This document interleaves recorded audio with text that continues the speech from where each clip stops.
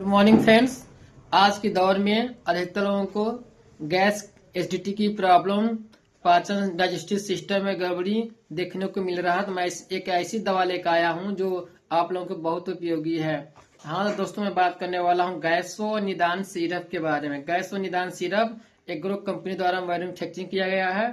इसका यूज हम गैसो ट्रबल, गैस की परेशानी हो, कॉन्स्टिपेशन, कब्ज की परेशानी हो, फ्लूटुलेंस, पेट में गैस बनता हो, इंडिगेशन, डाइजेस्टिव सिस्टम, पाचन तंत्र में गड़बड़ी होना यानी खट्टी ढकार होना, तो मैं आपको बताना चाहता हूँ।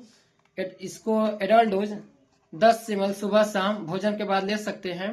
गैसो निदान सिरप यह आयुर्वेदिक सिरप है। गैसो निदान सिरप लेने से पहले किसी डॉक्टर फार्मासिस्ट से सलाह जरूर लें। यदि वीडियो आपको अच्छी लगे लाइक करें, कमेंट करें, शेयर करें। Thank you.